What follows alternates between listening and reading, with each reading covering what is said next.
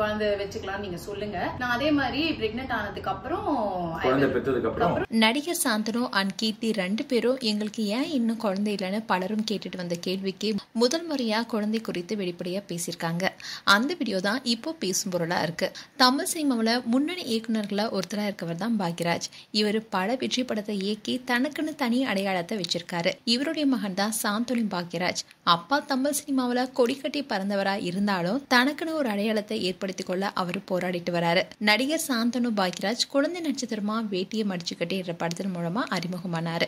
அதை தொடர்ந்து சக்கரை கட்டி படத்துல ஹீரோவா களமிறங்கினாரு. ஆனா அந்த படம் வெற்றி படமா அவருக்கு அமையல. அதுக்கப்புறமா சித்து +2 படம் ஓரளவுக்கு சாந்தனுவா திரையுலகிற்கு காட்டுனுச்சு. அந்த படத்தை தொடர்ந்து கண்டி, அம்மாவின் கைபேசி, கோழிட்டடங்களை நெருப்புக, முப்பரிமாணம், வானம் கொட்டட்டும்னு பல படத்தை நடிச்சாரு. இதுல முக்கியமா ப்ளூ ஸ்டார் படம் வெற்றி படமா அமைஞ்சது.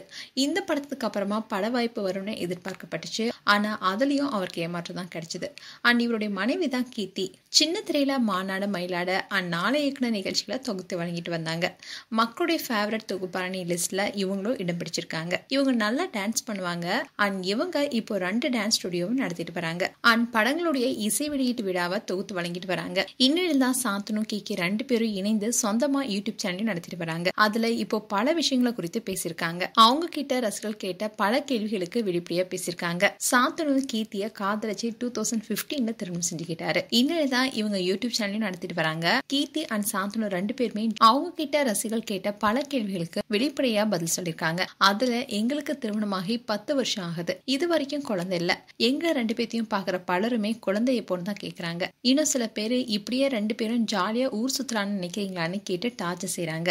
இதனால எந்த கல்யாணத்துக்கும் எந்த விசேஷத்துக்கும் எங்களால போகவே முடியல. இப்படி கேள்வி கேட்கறவங்க கிட்ட நான் பதில் சொல்றேன்னு சாந்தனு அண்ட் கீர்த்தி 2 பேருமே பேசியிருந்தாங்க. அதுல நாங்க எப்போ குழந்தை பெற்றுக்கணும்னு சொல்லுங்க, அப்போ நான் பிரெக்னென்ட் ஆகிறேன், நீங்க பேபி சிட்டரா வரீங்களான்னு கேட்டாங்க. அண்ட் நக்கலா பேசுறோம், ரூடா பேசுறோம்னு நினைக்காதீங்க. சில நல்ல எண்ணத்துல தான் கேக்குறீங்க, அது பரவாயில்ல. ஆனா சில பேரு என்ன ஒரு குழந்தை கூட உங்களால பெத்துக்க முடியாதான்னு கேக்குறாங்க. என்ன குதிச்சுட்டே இருக்க, ஆடிட்டே இருக்க, குழந்தையே இல்லையான்னு கேக்குறாங்க. நாங்க முடிவு செய்யணும். என்னோட மனைவி கர்ப்பமாகறதும் குழந்தைய பெத்துக்கணுங்கிறது என்னுடைய தனிப்பட்ட விஷயம். கடவுளுக்கு எந்த நேரத்துல எங்களுக்கு குழந்தை வரத்தை கொடுக்கணும்னு அவருக்கு நல்லா தெரியும். அந்த நேரத்துல நிச்சயம் எங்களுக்கு நல்லது நடக்கும். அண்ட் நல்ல எண்ணத்துல கேட்கிற எல்லாருக்கும் ரொம்ப தேங்க்ஸ். ஆனா சும்மா இது மாதிரி கமெண்ட் போட்டுக்கிட்டே இருக்காதீங்க. வேற ஏதாவது வேலை இருந்தா அதை போய் செய்யுங்க. ஏன் லொட்டுன்னு கமெண்ட் போட்டுக்கிட்டு எங்க கிட்ட அப்படி கேள்வி கேட்கும் போது எங்களுக்கு எப்படி ஃபீல் ஆகணும்னு புரிஞ்சுக்கோங்க. கேளுங்க. ஆனா அதே திரும்ப கேட்கறதுனால எங்களுக்கே போர் ஆயிடுச்சு. அதனாலதான் ஆரம்பத்துல அப்படி நாங்க பதில் சொன்னோம். தப்பா எடுத்துக்காதீங்க. நாங்க அப்படி ஆயிட்டோம். அதனாலதான் பேபி சிட்டரா வரீங்களான்னு கேட்டோம். இப்படிலாம் கேட்கறத நாங்களாம் இப்ப கண்டுக்கிறதே இல்ல. அதனாலதான் இப்போ ஓப்பனா அதுக்கான பதில் நாங்க சொல்லியிருக்கோம். இல்லைன்னா இந்த கேள்விக்கு பதில் சொல்லாமே நாங்க போயிருப்போம்னு ஃபர்ஸ்ட் டைமா வெளிப்படையா சாந்தனு அண்ட் கீர்த்தியும் உருக்கமா பேசியிருந்தாங்க.